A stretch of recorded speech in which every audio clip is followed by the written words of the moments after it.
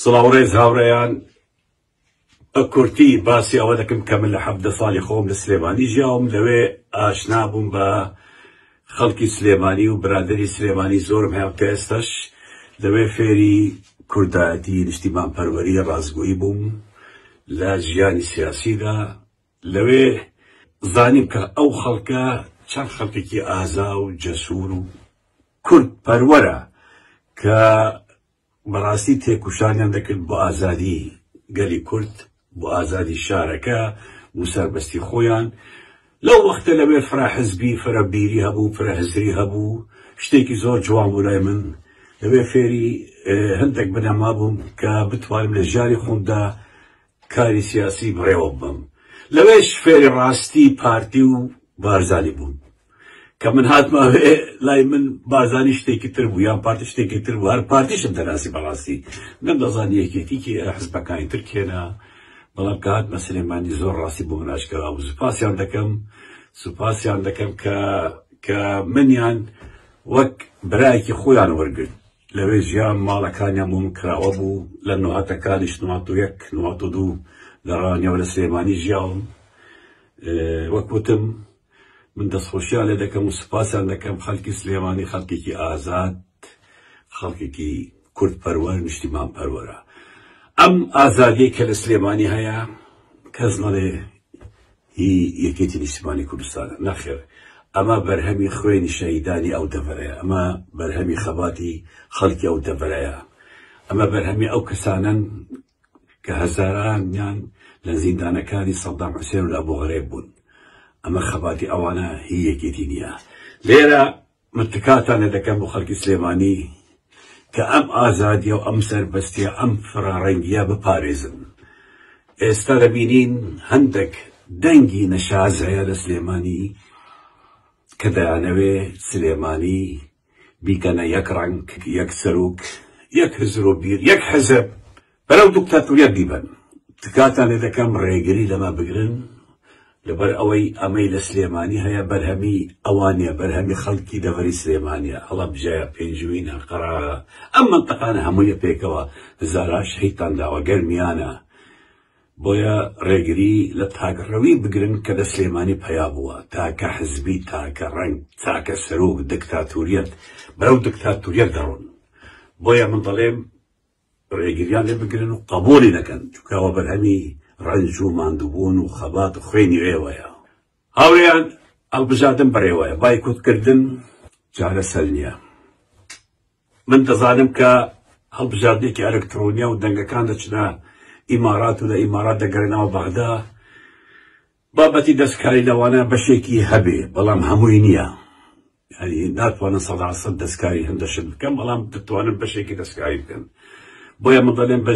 بایکوتکردنی هەڵبژاردن بە باشدا بینم بایکوتکردنی هەڵبژاردن لە بەرژەوەندی پارتی وێکێتیدایە لە بەرژەوەندی هیچ کەسێکی تردانە پارتی وێکێتی حەز دەکەن خەڵکی ناڕازی خەڵکی معارزە خەڵکی تۆڕە بەشداری دەنگدان نەبێ ئەوان ئەندامەکانی خۆیان ببەنە دەنگدان و کورسیەکان بخۆیان ببەن بۆیە من بە باشی دەبینم کە بەشدار بین و بەشداری دەنگدان ڕێگریە لە تاکڕەوی ئەو دوو حزبە حزبێک لە دەڤەری زەرد حزبێک لە دەڤەری سەوز کە ببنە تاکڕە و دیکتاتۆر وەک وتم پێش ئێستا لە سلێمانی ئەگەر ئێوە نەچن و بەشدار نەبن دیکتاتۆریەت لەوێش پەیا دەبێ وەک هەولێر و سلێمانی تکایە ڕێگر بن تکایە قبوڵ نەکەن تاکڕەوی تکایە بیپارێزن ئەم دەستکەوتانەی کە ئێوە لەسەر حزبەکانی ئەو دەڤەرە سەپاندوودانە چەسپاندوودانە بێ سلێمانی و دەڤەری سلێمانی ئازادانە بیر بکەنەوە ڕێگەری بە هەموو حزبێک و هەموو کەسێک بدرێ ئەم ئەحداسانەی کە ڕووی دایت پێش چەند مانگێک ئەبێ دووبارە نەبێتەوە ئەبێ قبوڵی نەکەن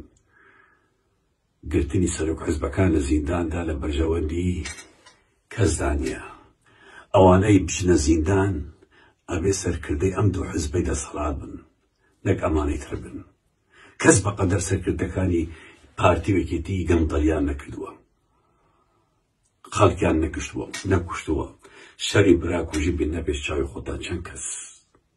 بوونە قوربانی کێ سەبەب بوو ئەم دوو حزبە هاوڕێیان لە مەسەلەی دەنگدانە من پێتان دەڵێم بە باشیش دەبینم بەشداری دەنگدان بن بە تایبەتی دەنگ بدەنە بە ئەو کەسانەی کە ئێمە هەمومان ئەزمومان لەگەڵێ هەیە من چەند نمونەیەکتان بڵێم کەسێکی وەک دکتۆر غالب کە 4 ساڵ ئەندام پەرلەمان بۆ هەمومان بینی چ کارێکی گەورەی کرد لە بەرەی خەڵکدا بوو ڕاستە لەسەر لیستی گۆڕان بوو بەڵام وەک گۆڕان کاری نەکرد وەک سیاسەتی گۆڕان کاری نەکرد بەڵکو وەک بۆچوون و بەرژەوەندی و داخوازەکانی خەڵک کاری کرد لە بەغدا جاری دوام خۆی کاندید کرد دەرنەچوو وەک زۆر کاندید کە دەرنەچن ئەچن سەری خۆیان هەڵدەگرن و بێدەنگ من بێدەنگ نەبوو زیاتر کاری کرد ئەمە نمونەیەکی زۆر جوانی دکتۆر غالبە کە دەریش نەچوو بەردەوام لەسەر کارەکەی لە بەرەی خەڵکدا بوو لە هەموو شوێن و کاتی پێویست ئامادە بوو کاری کردووە ئێستا خۆی کاندید کردووە تکاتان لێ دەکەم بچن دەنگ بە دکتۆر غالب بدەن پێویستە دکتۆر غالبەکان لە بەغدا بن پێویستە ئەوەنە لە بەغدا بن من عیلاقەم بە حزب و مزب و هەڵوێست و فلان و فیستانیە من عیلاقەم بە کەسایەتی ئەم کەسا هەیە کە کەسێکی دڵسۆزی کوردستانە نەک بوو خەڵکی سلێمانی ئیش دەکە بەڵکو بوو سەران سەری کوردستان ئیش دەکە ئەوە زۆر گرنگە هەڵبەت لیستەکەی 225 ژمارەکەشی یەکە من دێمە نمونەیەکی تر ئەویش کاک سووران عومەر بوو کە لە بەغدا بوو کە لە کوردستانی شەردان پەرلەمان بوو بەڕاستی نمونەیەکی زۆر جوان بوو ڕاستە لە حزبێکی ئیسلامی بوو بەڵام وەک ئەوانەی ئەحزابی ئیسلامی کاری نەدەکرد وەک کوردێک و کوردپەروەرێک ئیشی دەکرد لە بەرەی خەڵکدا بوو هەم لە پەرلەمانی کوردستان هەم لە بەغداش سووران عومەر کەسێکی بەڕاستی نمونە بۆویش ئێستا خۆی هەڵدەبژاردووە بەڵام کەسێک لە حزبەکەی خۆی هەڵبژاردووە من دەبینم وەک سووران عومەر دەبێ وەک دکتۆر غالب دەبێ ئەویش کاک ئەحمەدی حاجی ڕەشیدە کاک ئەحمەدی حاجی ڕەشید کە لیستەکەی 285 و ژمارەکەی دووە بەڕاستی کاک ئەحمەد کەسێکی ڕازگویە ڕاستە لە حزبێکی ئیسلامیە من دژی ئیسلامی سیاسی من کەسێکی علمانیم بەڵام ئەوەی بینیمە لە ناو کۆمەڵ یان کۆمەڵی دادگەری کەسانێکن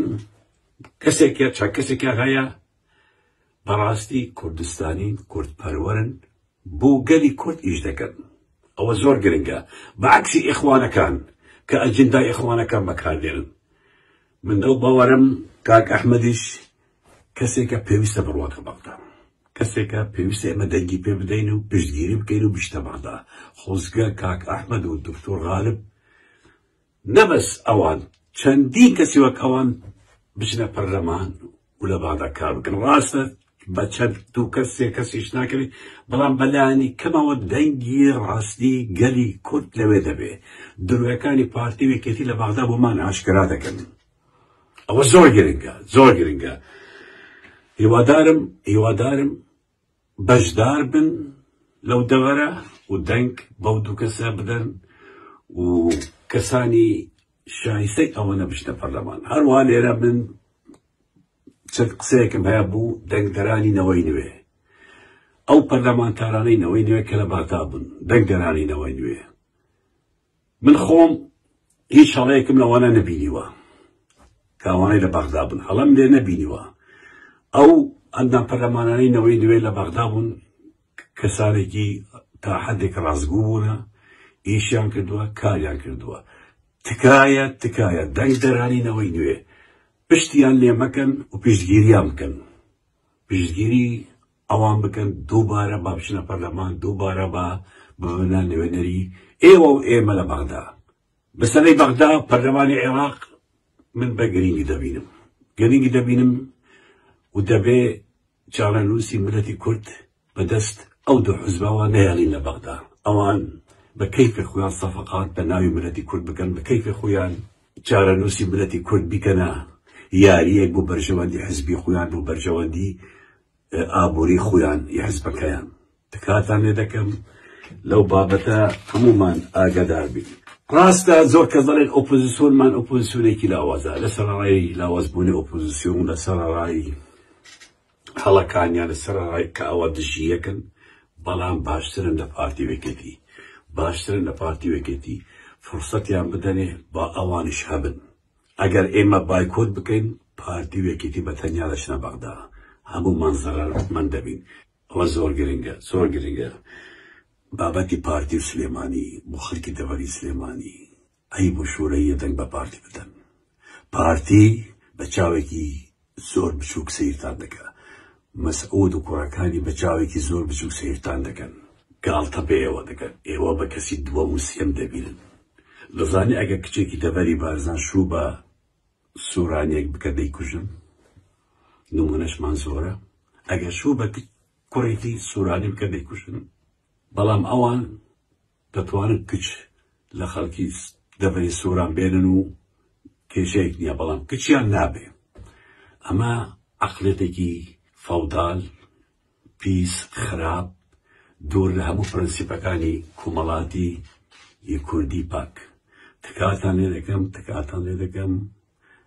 دوور کەون لە کاندیدەکانی پارتی و لە لیستەکەی پارتی دموکراتی کوردستان کە لیستی درۆیە لیستی خیانەتە لیستی شەڕشۆڕیە لیستی کورد فروشیە لیستی جاشاتیە بۆ دوژمنانی گەری کورد لیستی ئەوەیە کە سەڵا پەنجاوێکی خاکی کوردستانی لەدەستدا ئەو لیستەیە کە دەیەوێ داهاتی کوردستان بۆ بڵەماڵەی بارزانی بێ و خەڵکی کوردستان فەرمانبەرانی کوردستان بەبێ بەش بن لە داهاتی ئەم وڵاتە لە کۆتاییدا پێتان دەڵێم بایکۆت لە بەرژەوەندی پارتی و یەکێتیدایە بەشداریتان لە بەرژەوەندی خەڵکی دڵسۆز و هەژاریگەری کوردستانە سوپاس